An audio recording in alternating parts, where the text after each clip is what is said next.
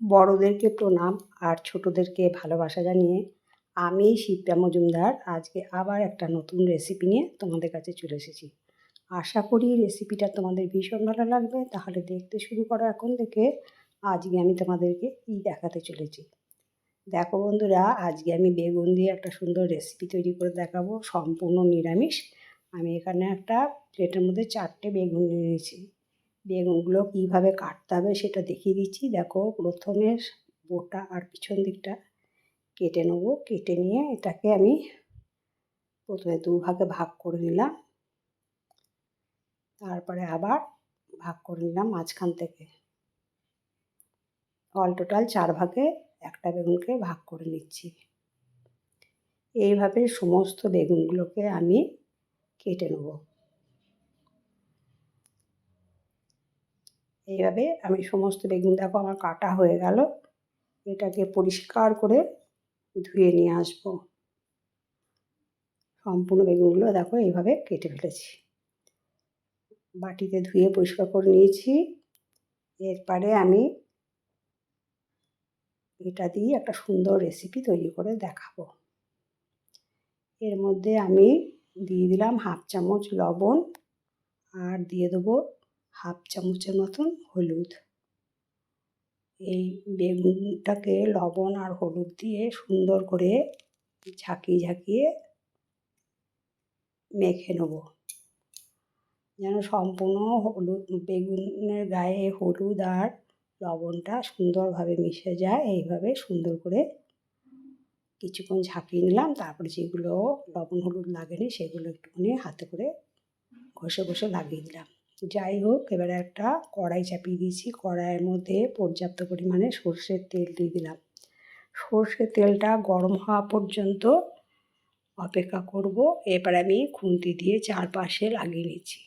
বন্ধুরা, আমার শরীর কিন্তু ভীষণ খারাপ, যার জন্য ভয়েসটা দিতে একটু অসুবিধা হচ্ছে, তোমরা একটু মানিয়ে নিও। যাই হোক, এরপরে তেলটা গরম হয়ে যাওয়ার পরে আমি বেগুনগুলোকে প্রথমে 4 টুকরো ছেড়ে দিলাম। একটু লাল লাল করে ভেজে নেব। দেখো, 4 টুকরো বেগুন আমার দেওয়া হয়ে গেল। এবার ওলট পালট করে করে সুন্দর করে এগুলোকে হালকা লাল লাল করে ভেজে নেব। খুব বেশি কড়া লাল ভাজা করব না। বেশি যদি কড়া করে ভাজা করি তাহলে কিন্তু ওটা একটু তিতো ভাব হয়ে যায়, খেতে ভালো লাগে না। তাই এইভাবে নাড়িয়ে চাড়িয়ে দেখো এই রকমভাবে আমি ভেজে নিলাম। এরকম করে তারপর তেল ছেঁকে ছেঁকে বেগুনগুলোকে আমি একটা প্লেটের মধ্যে তুলে নিচ্ছি। যেই তেলটা বাঁচলো তার মধ্যে আরও বেগুনগুলো যেগুলো বাকি আছে সেইগুলোকে আমি দিয়ে দেবো। এইভাবে 4 পিস আরও দিয়ে দিলাম। সেকেন্ড ব্যাচটা ভেজে নিচ্ছি। সম্পূর্ণ বেগুন ভাজা দেখাতে গেলে ভিডিওটা অনেক বড় হয়ে যাবে, সেই জন্য খুব বেশি দেখাবো না। আমি কিভাবে হালকা করে বেগুনগুলো ভেজে নিলাম সেটুকুই তোমাদের কাছে শেয়ার করে নিলাম। আজকে আমি সম্পূর্ণ নিরামিষ বেগুনের তেল ঝাল রেসিপি তৈরি করে দেখাবো। এই রেসিপিটা গরম ভাতে খেতে কিন্তু ভীষণ ভালো লাগে। দেখো, এইভাবে নাড়িয়ে চাড়িয়ে সুন্দর করে আমি আর 4 পিস বেগুন ভাজা করে নিলাম। বাদ বাকি বেগুন ভাজা এই তেলের মধ্যেই করে নেব। এরপরে আমি দেখো একটা মিক্সিং জার নিয়ে নিয়েছি। তার মধ্যে 1 চামচের একটু কম কালো সর্ষে দিলাম। তারপরে দিয়ে দিচ্ছি 1 চামচের কম হলুদ সর্ষে, আর দিয়ে দিচ্ছি 1 চামচ পোস্ত, আর দিয়ে দিচ্ছি এর মধ্যে অল্প একটু নুন। নুন দিয়ে বেটে নিলে কিন্তু এটা তিতো হবে না, সেই জন্য একটু লবণ দিয়ে এটাকে শুকনো অবস্থায় বেটে নেব। দেখো, শুকনো অবস্থায় বেটে নিয়েছি।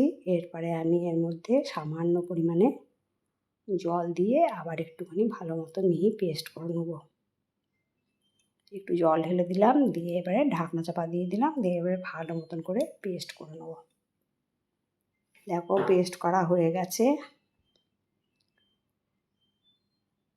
যাই হোক, এরপরে যে কড়াইতে সর্ষের তেলটা বেশি ছিল বেগুন ভাজার পরে, তার মধ্যে একটা শুকনো লঙ্কা ফোড়ন দিয়ে দিলাম, আর দিয়ে দেবো 1/2 চামচের কম কালো জিরে।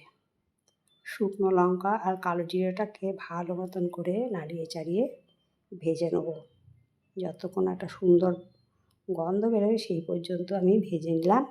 তারপর ফোড়নের মধ্যে সর্ষে পোস্ত বাটাটা দিয়ে দিলাম। সম্পূর্ণটা ঢেলে দেওয়ার পরে দিয়ে দিলাম 1 চামচের মতন একটুখানি লবণ, আর দিয়ে দিলাম 1/2 চামচের মতন হলুদ। লবণ হলুদ দেওয়ার পরে এরপরে দিয়ে দিচ্ছি 1/2 চামচ ঝাল লঙ্কার গুঁড়ো, আর দিয়ে দেবো 1/2 চামচ কাশ্মীরি লাল লঙ্কার গুঁড়ো দিয়ে এবারে এটাকে ভালো করে খুন্তি দিয়ে নাড়িয়ে চাড়িয়ে ওই সর্ষে পোস্ত বাটার সাথে ভালো মতন করে মানে কষিয়ে নিতে হবে। কষাতে কষাতে বেশ অনেকটা তেল ছেড়ে যাওয়ার পরে আমি এর মধ্যে দিয়ে দেবো সর্ষে পোস্তটা যে বেটে রেখেছিলাম সেই জলটা দিয়ে দেবো। বেশ কিছুক্ষণ ধরে নাড়িয়ে চাড়িয়ে কষিয়ে নিয়ে তারপরে আমি ওই জলটা দিয়ে দিলাম। দেখো সম্পূর্ণ জলটা দেওয়া হয়ে গেল। এবারে খুন্তি দিয়ে ভালো মতন করে নাড়িয়ে চাড়িয়ে ভালো মতন করে কষিয়ে নেবো আরেকবার। খুব সুন্দর মতন করে ফুটে উঠেছে। এরপরে এইভাবে বেশ কিছুক্ষণ ধরে বারবার করে নাড়িয়ে চাড়িয়ে এটাকে কষিয়ে নিতে হবে। এরপরে আমি এর মধ্যে স্বাদটাকে ব্যালেন্স করার জন্য 1/2 চামচের মতন চিনি দিয়ে দিলাম। তোমরা যারা চিনি খাওয়া পছন্দ করো না তারা এটাকে স্কিপ করতে পারো।